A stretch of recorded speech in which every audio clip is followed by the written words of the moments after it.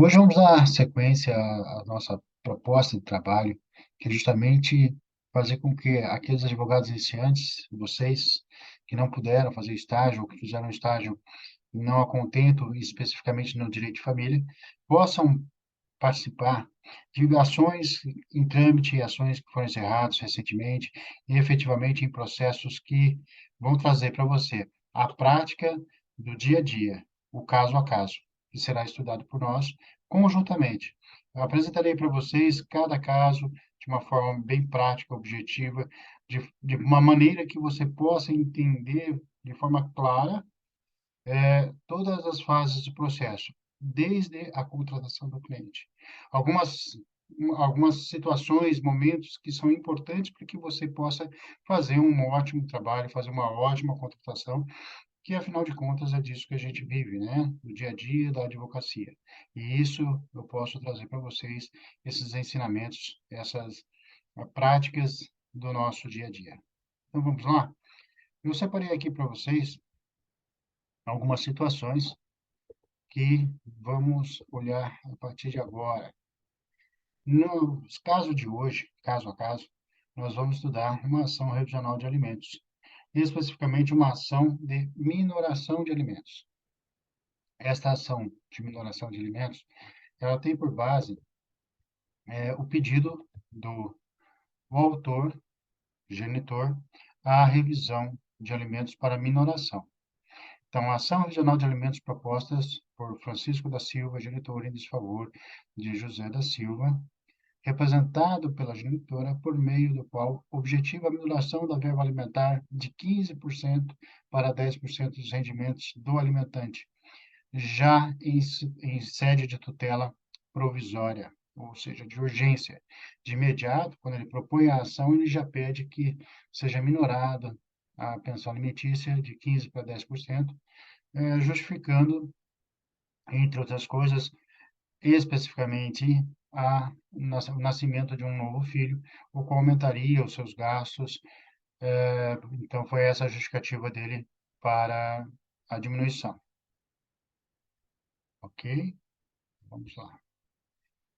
No mandato de citação, vem a sua cliente, que recebe, o primeiro contato com o cliente. Ele bate a porta do seu escritório, ela chega, né, o cliente, ela, cliente, chega, bate a porta dos escritórios com o mandato em mãos.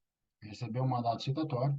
E a pergunta do cliente, 99,9% dos casos, é da seguinte forma: qual o valor dos seus honorários para fazer a defesa nesta ação? Ele te apresenta o mandato de citação. O que você faria nessa hora? O que você faria nesse momento?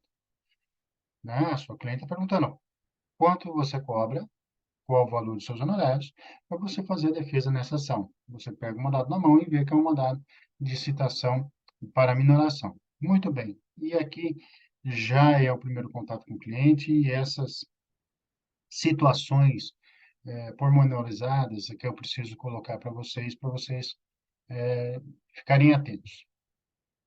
Antes de responder, você deve entender todo o contexto do processo, por dois motivos. Você entendendo todo o contexto do processo, você vai saber qual o trabalho que esse processo vai dar para você.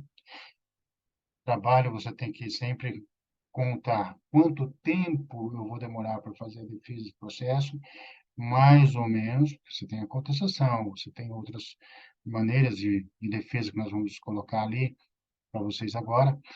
É, audiência, quanto tempo vai demorar, quais as provas que você tem, quais as provas que foram apresentadas pelo autor, e para você saber quanto cobrar. Então, esse é um motivo, você saber o contexto de todo o processo, de todo o histórico que essa cliente vai trazer, né, que existem sim detalhes, e é isso que o advogado no direito de família precisa enxergar, os detalhes, aquilo que não foi dito pelo cliente. Então, antes de mais nada, como diria Rubem Alves, o advogado precisa ter uma boa escutatória. Todas as pessoas têm que ter um bom ouvido, saber ouvir o teu cliente e entender aquilo que ele não disse, tá? Então, esse é o primeiro motivo. O segundo motivo, quando você mostra para o cliente, Ele vai te apresentando todo o contexto, toda a história, todas as provas, e você vai respondendo a ele, questionando a situação do processo, mostrando para ele o que é possível ser feito. Quando você demonstra isso, você demonstra conhecimento de causa, você demonstra autoridade no assunto. E a autoridade leva à credibilidade. Marquem bem isso. A autoridade leva à credibilidade. E essa credibilidade é que vai te trazer a possibilidade de cobrar os honorários justos, do seu cliente. E ele sabendo que você tem essa autoridade, tem esse conhecimento, pode defender sim os interesses dele, ele vai te contratar.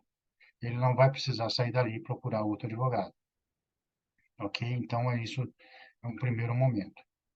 Então, vai constar aquele mandato citatório, para você que nunca teve participação no processo dessa natureza, vai constar o despacho inicial com deferimento ou indeferimento da tutela provisória, quando houver o pedido. Vai constar também o prazo para defesa. E a, e a partir de quando? Então, como estamos falando, dentro do mandato citatório, nós temos todas as questões de prazo, se foi deferida ou não deferida, a liminar, e a partir dali você tem situações que vocês têm que ter muito claras para não perder prazo recursal e prazo de defesa, dois prazos distintos. Vamos lá. Nós temos então uma situação seguinte: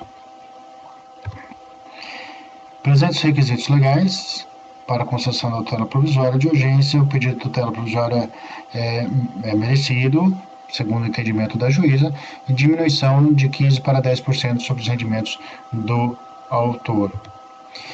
Cite-se a parte ré para comparecer à referida solenidade, com ressalva de que deverá estar acompanhada de advogado. Qual solenidade? A mediação, conforme nós mencionamos. Então, deferida a liminar, a juíza já determinou que se realizasse a mediação e a partir da mediação que seria contado o prazo para a contestação. O que você deve falar para o seu cliente? E aí você coloca a importância do teu trabalho para o cliente. Então, o que você deve colocar? Houve urgência?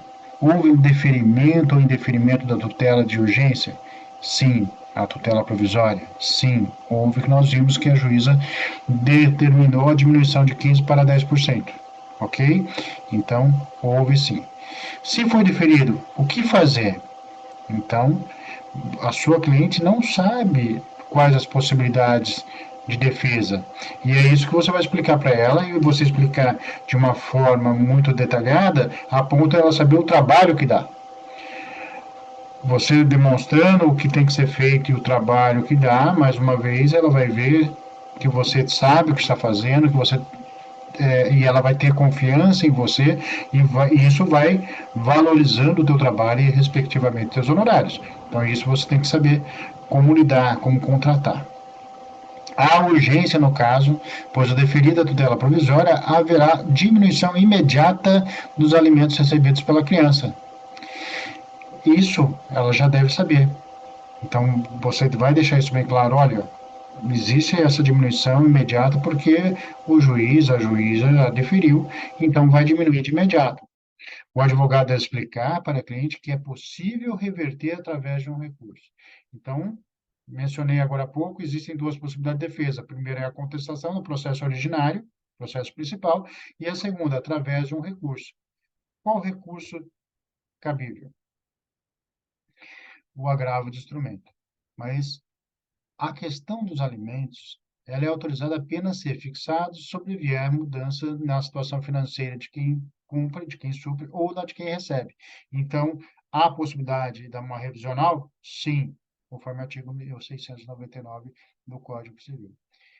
Em sede de tutela provisória é reservada a existência de elementos que evidenciem a probabilidade do direito, bem como o perigo de dano ou risco ao resultado útil do processo, conforme o artigo 300 do CPC.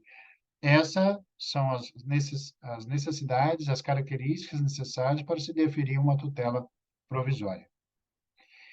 E o fundamento da juíza foi o seguinte: não há como ignorar que o alimentante, neste caso, prover o sustento da prole por completo, isso é, da parte ré, bem assim da filha de vinda de novo relacionamento, de modo a não negligenciar um em detrimento de outro, sobretudo em homenagem ao princípio constitucional da igualdade entre os filhos. No entendimento dessa juíza, e ela não é a única, tá?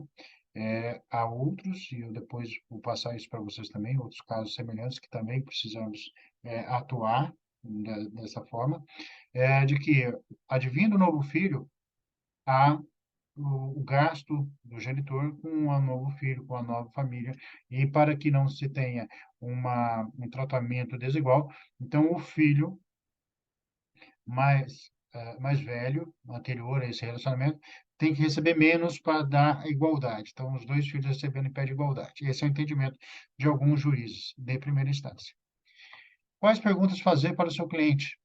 Então, com a chave do processo, o advogado tem a possibilidade de analisar os fatos alegados pelo autor, as provas apresentadas por ele, e, neste caso, o autor é o réu em outra ação.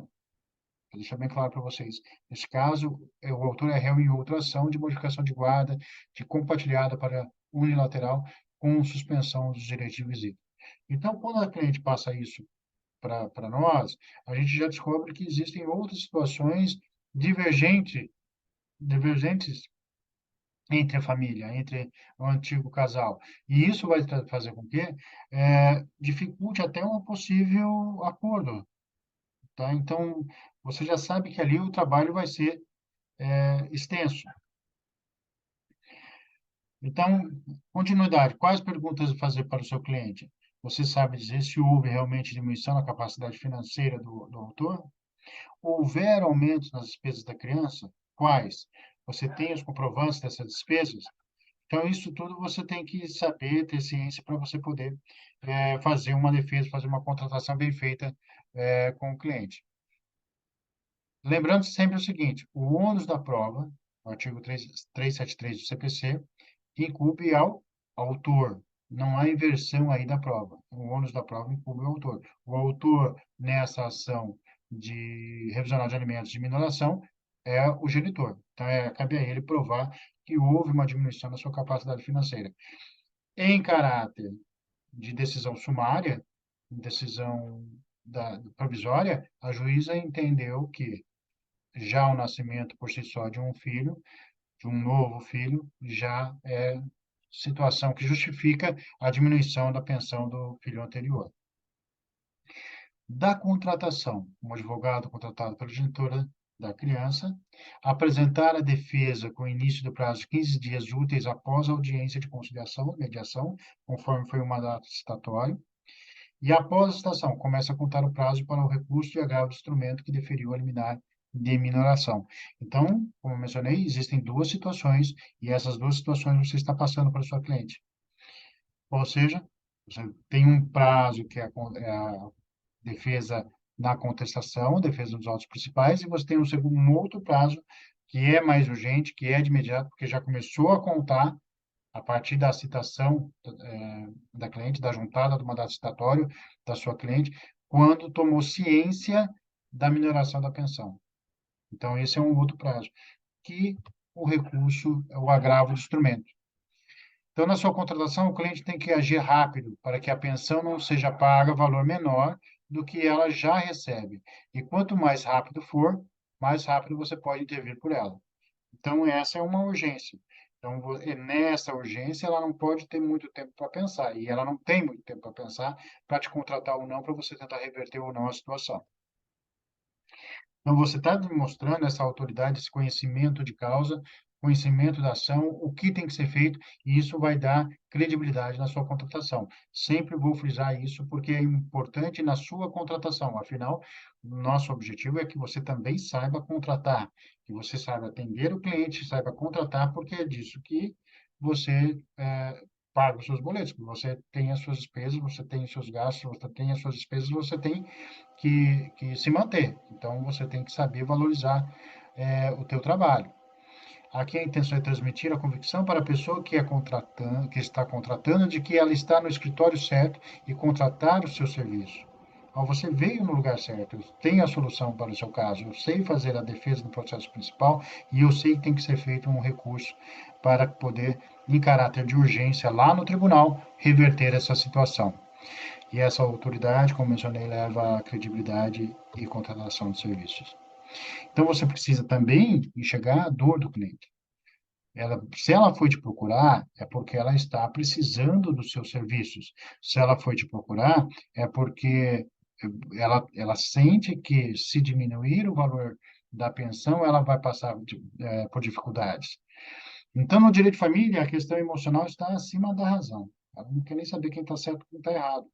E muitas vezes, direito de família, como há rancores ali, como há uma situação que não foi bem resolvida no final do relacionamento, o filho passou a ser até um objeto de disputa. Então, nesse caso, você vai ter que saber lidar com a situação, saber enxergar isso daí, até além daquilo que o cliente falou para você. Então, pensando nas tarefas diárias e gastos que a genitora tem com a criança, em que o genitor geralmente não vê, né? É comum isso no direito de família, vocês vão se acostumar a ver, o genitor bater a porta do seu escritório dizendo o seguinte: olha, eu quero diminuir a pensão porque ela não está gastando com a criança, sem prova nenhuma. Porque aqueles R$ 500, R$ 400, R$ 200, R$ 1.000, ela está gastando com ela e não está gastando com a criança. Que ela não tem provas de que a criança gasta tudo aquilo. Então, isso é muito comum. Sempre aquela situação de que é pouco para quem recebe e é muito para quem está pagando. E essa sempre vai ser a versão de ambos os lados. O advogado que entende e demonstra para o cliente que isso é valioso para o cliente, e torna a relação do advogado e cliente mais próxima. E aí você traz essa empatia para o cliente. Você está enxergando, você está sentindo o que ele está sentindo. Você não pode deixar de lado o teu lado profissional. Não pode tomar as dores do cliente. Apenas mostrar para ele que você está entendendo, essas dores dele, ou as necessidades do cliente. A efetividade do caso. O processo de família tem particularidade da afetividade, naturalmente. Junto com a afetividade, os sentimentos como ódio, rancor, amor. Isso gera uma conexão ímpar na qual há confusão sentimental que pode gerar uma disputa judicial para resolver esses conflitos, ou pelo menos manter o contato. Assim, é papel do advogado entender tudo isso e ser uma das peças para dirimir o conflito.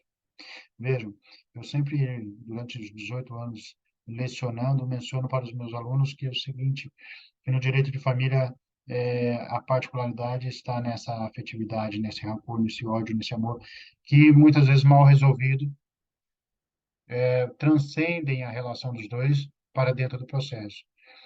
Então, muitos até advogados colocam em suas iniciais, numa situação de divórcio, por exemplo, litigioso, quais os motivos, se foi traição, se não foi traição, se é, o, conta detalhadamente, expõe detalhadamente os motivos do divórcio, quando eu, particularmente, não acho necessário, não, nesses 28 anos de advocacia, não coloco, porque é uma situação de exposição que para divorciar basta um não querer. E a lei vem sendo colocada nesse sentido cada vez mais. Basta um querer e o divórcio vai ser decretado e o rompimento do vínculo é uma sequência, uma consequência natural. Então, o advogado tem que saber disso e expor para o seu cliente.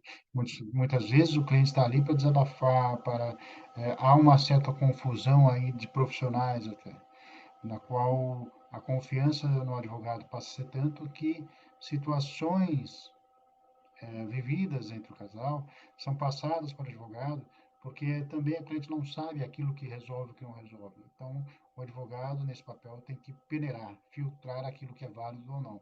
Até porque, se colocar tudo no processo, cada coisa que se coloca a mais, se coloca uma situação de dificuldade numa eventual possibilidade de acordo.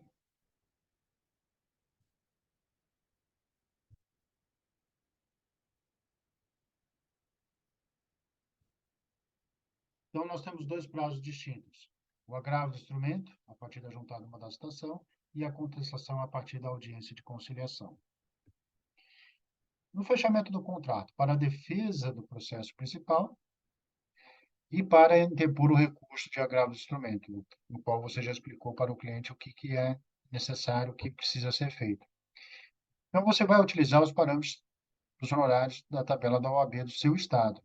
Você sabe, tem a condição de pegar a tabela da OAB, verificar os valores que a tabela da OAB, valores mínimos que a tabela da OAB coloca, e você vai fechar o contrato. Nunca deixe de fechar contrato. O contrato é o instrumento pelo qual o advogado pode depois demonstrar direitos e obrigações para o cliente e, eventualmente, numa situação, pode até executá-los. Você já sabe que os honorários advocatícios, ele é comparado a alimentos. Então, você tem uma prioridade aí na hora da cobrança, ok? Então, quando você fecha o contrato, você pode cobrar por cartão de crédito, em dinheiro, em boleto bancário. Eu tenho a prática de colocar boleto bancário no meu escritório, é um compromisso a mais que o cliente tem ali, vendo todo dia na hora do pagamento, que ele tem que realizar o pagamento. Então, dificilmente ele atrasa esse pagamento. Então, apenas uma questão gerencial do seu escritório que nós estamos passando. A procuração. O detalhe da procuração é o seguinte, apenas para você não perder tempo, porque você entrou com a ação ou com a contestação ou com um recurso cabível, você tem que juntar a procuração, nesses casos, revisional de alimentos, quem é a parte no processo? O autor, o genitor, nessa situação de caso que nós estamos mencionando, e o réu é a criança. Então, quem vai ser o réu a ser colocado, o seu cliente a ser colocado na contestação e na procuração, é a criança representada por sua genitora. Apenas essa observação, porque se você não colocar assim, o juiz vai mandar você regularizar a representação processual. E isso pode demorar mais 2 meses aí, nesse trâmite de você ser intimado para regularizar, você apresentar a regularização, o processo ir de novo concluso para o juiz, para ele poder despachar o seu pedido. Apenas essa situação que você não pode esquecer, tá bom? Como mencionamos anteriormente, o recurso cabível é o agravo de instrumento contra decisões interlocutórias que versem sobre tutelas provisórias, que é o presente caso, né, que nós estamos mencionando aqui. Do cabimento, o agravo de instrumento é cabível das decisões interlocutórias previsto no artigo 1015 do Código de Processo Civil na busca pela reforma ou anulação da decisão de primeira instância. Como mencionei, 1015 do Código de Processo Civil. Você vai no agravo do instrumento mostrar para o juiz a tempestividade. Para o juiz, no caso, o desembargador, que vai receber o processo. O nosso agravo do instrumento é tempestivo porque foi citado, foi intimado em tal data, está dentro dos 15 dias do prazo recursal, foi protocolado, então, dentro do prazo recursal. É tempestivo. Pedido de justiça gratuita. Muito bem. Quando você sabe que a sua cliente não tem um número de salário ou os valores que ultrapassem a concessão da justiça gratuita, você vai pedir a justiça gratuita. Tem uma situação que aqui eu vou demonstrar de forma prática para vocês o que efetivamente aconteceu. Você pedir a justiça gratuita, você junta normalmente aqueles documentos, olha, o contra-cheque, as despesas, para você a declaração de insuficiência econômica, para que você possa ser beneficiado, a sua cliente ser beneficiado com a justiça gratuita. E por que isso? Porque no recurso de agravo de instrumento, em todo o Estado, cada tribunal de justiça, né, em cada Estado, cada tribunal de justiça, tem a sua taxa judiciária, que é as custas de preparo, são as custas de preparo que que são obrigatórias para que o processo tenha continuidade, tenha andamento. Essas custas de preparo são protocoladas juntamente com o agravo de instrumento, ou, como mencionado ali, a justiça gratuita. Porém, e aí vem o detalhe, tá? Se o desembargador entender que não há provas, ele vai mandar juntar novos documentos ou vai indeferir de imediato a justiça gratuita. Normalmente, os desembargadores de cada estado, né, que recebe esse tipo de recurso, ele acaba dando prazo para a juntada de novos documentos.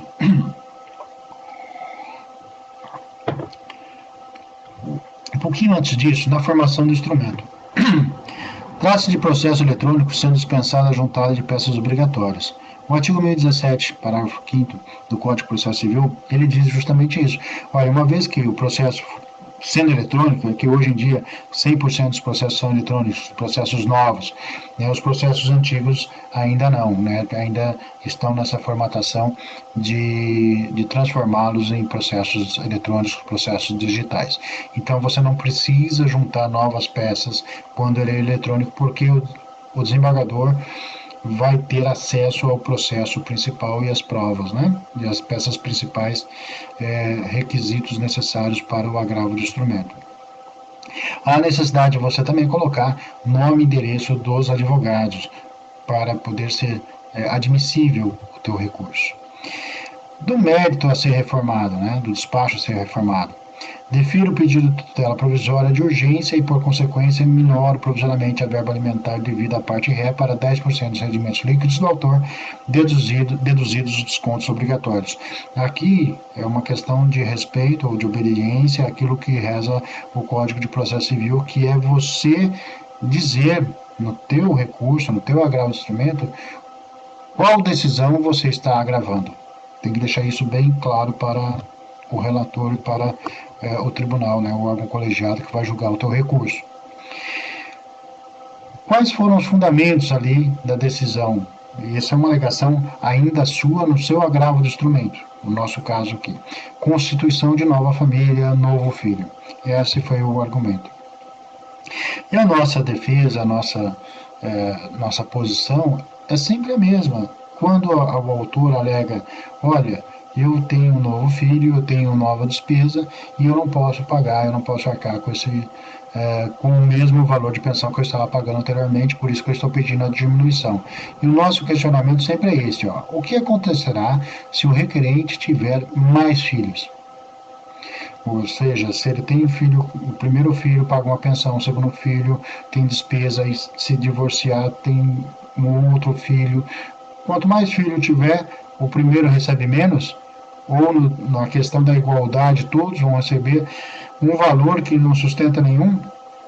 Então é uma questão de responsabilidade, obrigatoriedade, né, dentro dos direitos e obrigações, da responsabilidade do genitor para com os filhos. Então, se teve mais filhos, é porque sabia do primeiro. Então, esse sempre é o nosso posicionamento quando há essa situação de diminuição do valor da pensão alimentícia. Até que ponto haverá diminuição dos alimentos? O requerente tinha ciência de sua obrigação quando resolveu ter outro filho. Então, dentro do nosso agravo instrumento interposto, nós colocamos jurisprudência que nos favorece, é claro, né?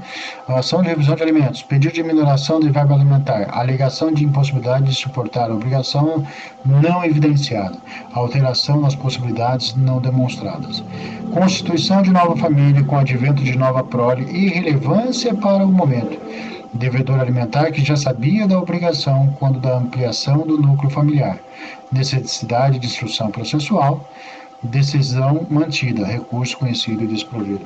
Então, no nosso recurso de agravo de instrumento, nós anexamos, juntamos uma jurisprudência a nosso favor que diz realmente sobre o nosso posicionamento. E a falta de prova. Sem nenhuma outra prova, a não ser o nascimento de outro filho, o juiz de primeira instância entendeu e decidiu que minorar a pensão alimentícia para 10% sobre os rendimentos do agravado. Então, essa foi a situação que nós posicionamos para o Tribunal de Justiça. Do pedido de tutela de urgência, isso é fundamental que você saiba. Também no recurso cabe um pedido de tutela de urgência. Que urgência é essa? Reverter a situação do juiz de primeira instância. O porquê? Porque numa demora, cada vez mais que demora, o agravado, então o autor naquela ação, vai pagar menos e aí pode comprometer a subsistência do filho, do primeiro filho, que é teu cliente. tá? Então, é por isso que é urgência. Então, na tutela recursal de urgência, você né, pede uma antecipação e pode ser concedida pelo relator quando estiverem previstos os requisitos de tutela antecipada constantes lá no artigo 300 do mesmo Código de Processo Civil, quais sejam elementos que evidenciem a probabilidade do direito, perigo de dano ou risco e resultado útil ao processo. E o nosso pedido: seja o agravante, presente agravo do instrumento recebido e distribuído incontinentemente, devendo ser reformada a decisão que minorou os alimentos e deferido liminarmente a manutenção dos alimentos fixados em 15% sobre os rendimentos do agravado. Isso é fundamental, é importante para que de imediato o relator receba a tua petição e decida. Porém, e aqui o nosso objetivo de trazer para vocês o que efetivamente acontece nos processos, não só de flores, vive a justiça e o advogado. O desembargador de começo, quando recebeu a nossa petição, disse o seguinte, o nosso recurso disse o seguinte: a respeito do pedido de gratuidade da justiça formulado em recurso, faculta a parte recorrente, no prazo de 10 dias, comprovar o preenchimento dos pressupostos necessários à benesse postulada nos termos do artigo 99, parágrafo 2º do CPC. Nós apresentamos, e aqui eu deixei bem claro para vocês saberem que a genitora anexou declaração de hipossuficiência financeira, cópia do seu contrato, de contra-cheque, comprovante de residência, de modo a demonstrar a impossibilidade de arcar com o pagamento das custas processuais. Então, daquele despacho que ele determinou a juntada de novos documentos, nós juntamos. Porém, mesmo com esses novos documentos, a decisão do desembargador foi a seguinte: a genitora não apresentou o extrato da sua conta bancária e de cartão de crédito, e nem declaração de imposto de renda referente ao último exercício financeiro. E, em decorrência disso, indefiro o pedido de gratuidade da Justiça. Intime-se as partes recorrentes para recolher o preparo no prazo de 15 dias, sob pena de não reconhecimento do recurso. Haveria ainda a possibilidade de juntada de novos documentos. Todos esses documentos que ele pede aqui: cartão de crédito, declaração de imposto de renda, né, do último exercício, extrato bancário. Há possibilidade, sim, mas qual que é o papel do advogado? Agilizar. Não adianta ficar dando murro e ponta de faca. Neste caso, nós chamamos a cliente e pedimos para ela: olha, existe essa situação e o desembargador, relator, está determinando, ou apresentamos novos documentos, dentro do prazo de 15 dias, para pagar, se for o caso. E ela, nesse caso, resolveu fazer o pagamento. Fazemos a juntada lá no Tribunal de Justiça do comprovante de pagamento. Olha lá, juntada do registro de pagamento da guia número tal, baixado o boleto de R$ 583 reais com 58 centavos. Então a cliente entendeu por bem pagar, né? Tem cliente que tem condições, tem cliente que não tem condições, mas aqui, no caso, ela deu um jeito de fazer o pagamento para o processo andar. O processo andou, foi para a decisão. Apresentado então as custas de preparo, o pagamento, foi para a decisão. Na decisão, o desembargador diz o seguinte: obrigação alimentar, fundo de binômio, necessidade da alimentanda e possibilidade do alimentando. E no portal da transparência extrai que o agravado é um policial militar e em abril de 2022, provando que é um caso recente, teve remuneração líquida de R$ 5.393,75. Dessa forma, 15% da sua renda, R$ 809, ao que tudo indica, não compromete sua subsistência nem da nova família, porquanto, descontados os alimentos, ainda restariam R$ 4.584,69, valor superior a 4 salários mínimos, razão pela qual vislumbra a probabilidade de provimento do recurso.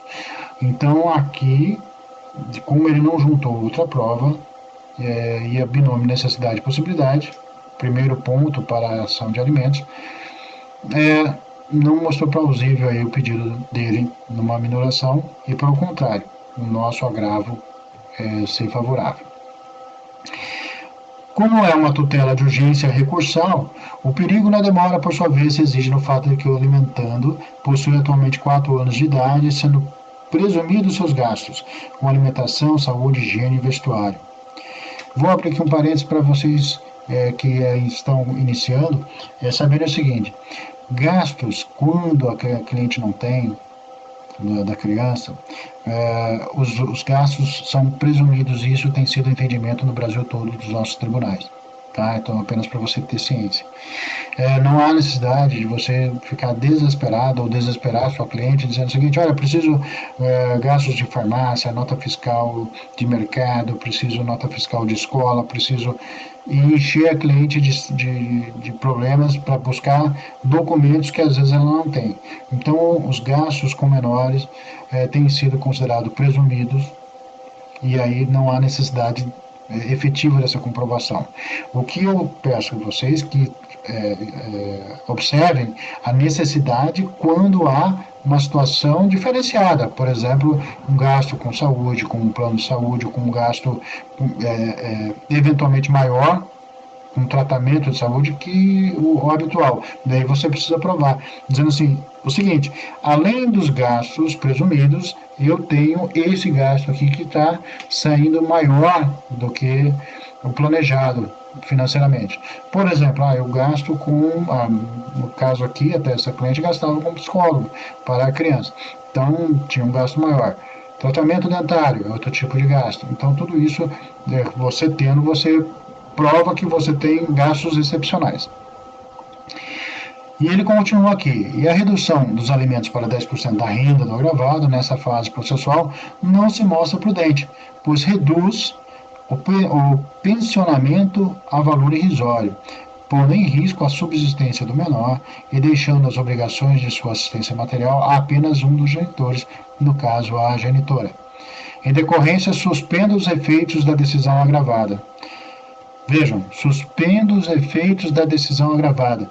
Quer dizer que a nossa tutela de urgência recursal surtiu efeito. Aquela decisão de primeira instância para minoração para 10% dos rendimentos do autor, aqui agravado, já não vão mais acontecer porque foram suspensos os efeitos daquela decisão. Imediatamente a pensão vai voltar a ser descontada em 15% sobre os rendimentos do alimentante. Processo de direito de família, obrigatoriamente, ele tem a participação do Ministério Público. Havendo menor, quando o divórcio maiores, capazes, não tem menor, então o Ministério Público não precisa participar. Tá? Então, o Ministério Público opinou, nesse caso, pelo conhecimento e provimento do recurso de agravo de instrumento, para reformar a decisão de primeira instância e manter os alimentos em 15% dos rendimentos brutos do alimentante. Então, o Ministério Público também foi favorável à reforma da decisão de primeira instância. Após a decisão liminar, parecer do Ministério Público, manifestação do agravado, ele é intimado para apresentar a sua resposta ao agravo contra razões de agravo recursal, vai para uma decisão colegiada. Então, vai para uma sessão no qual 3 desembargadores vão decidir e definir sobre esse agravo do instrumento. Resultado desse caso aqui concreto, resultado do julgamento: em decorrência, conheço do agravo do instrumento e dou-lhe provimento para restabelecer o encargo alimentar em 15% dos rendimentos alimentantes deduzidos dos descontos obrigatórios, INSS, contribuição sindical ou similar e imposto de renda. Ou seja, em decisão agora colegiada, foi reformada definitivamente a decisão de primeira instância. E aí nós não podemos esquecer que dessa situação toda, paralelamente, o processo principal está tramitando. Então, olha só, tudo que eu falei até agora, nós estamos falando de agravo de instrumento. E o processo principal está continuando. Veja, tudo aquilo que você falou para a sua cliente lá no primeiro atendimento está acontecendo. E olha só, você falando, está acontecendo de acordo com aquilo que você previu, pela tua experiência, você está demonstrando que você conhece do assunto, sabe do assunto, justificando os honorários que ela contratou com você. Viu a importância de você explicar para o cliente, de você dizer para ele tudo o que vai acontecer, mostrar o teu conhecimento e as coisas irem acontecendo conforme você foi falando? Isso demonstra conhecimento a autoridade no assunto e ela vai sair satisfeita com o teu trabalho. Lembrando sempre que o advogado não promete resultado, promete meio, promete trabalho, não pode prometer resultado. No processo principal, nesse caso aqui, houve a audiência de mediação, que não foi exitosa. Como eu falei, já existia animosidade de outros processos entre as partes, ação de modificação de guarda de compartilhada para unilateral, a suspensão dos dias de visita. Então já existia uma situação que impedia uma mediação ali, dificultava pelo menos uma mediação. Teve o início do prazo para contestação, após encerrada a sessão de mediação que inexitosa, 15 dias úteis. Tratando-se dos autos principais, aqui a fase instrutora, qual serão efetivamente apresentadas todas as demais provas nessa fase processual de instrução. O demandante, autor, pode juntar novas provas, pode juntar novos documentos, pode ouvir testemunhas, pode pedir depoimento pessoal da genitora, tudo aquilo que está previsto no Código de Processo Civil. E, em consequência, lembrando que a prova compete a ele, em contrapartida, a genitora, claro, representando o menor, vai apresentar as outras provas modificativas e extintivas do direito daquilo que está pedindo o autor, ok? Também previsto no Código de Processo Civil. Processo em andamento, seguindo as fases de réplica, contestação, o despacho, o saneador. Lembrando que o despacho saneador é aquele despacho onde o juiz resume quais são os pontos controvertidos entre as partes e destaca o que ele quer para se convencer de qual parte está certa ou errada. Enfim, ele vai determinar que aquelas partes especifiquem as provas que pretende produzir, prova documental, prova testemunhal, prova pericial, e aí a questão processual que a gente pode ver mais para frente. Designação de audiência de instrução e julgamento, quando necessário. Lembrando que o juiz é o destinatário da prova, é o que preside o processo e é a ele que temos que convencer. E, havendo entendimento do juiz, também poderá ocorrer o julgamento antecipado do processo. Olha, não havendo mais provas a serem produzidas, não havendo mais nenhuma situação que dependa de continuidade de instrução do processo, o juiz pode julgar antecipadamente o processo. Muito bem. Essa fase, então, dessa aula de hoje, era justamente para isso, para demonstrar para você como é que contrata, quais as fases importantes, quais são importantes para o processo, quais as fases são importantes para o teu cliente, como você deve lidar com o cliente, como você deve contratar o cliente, você demonstrar o seu conhecimento, você demonstrar a tua autoridade, demonstrar a urgência, criar uma familiaridade com o cliente. E é isso tudo que vai trazer um bom resultado para você, para o teu cliente, efetivamente uma contratação, que é isso o nosso objetivo, te mostrar o caminho das pedras. Ficamos para a próxima aula.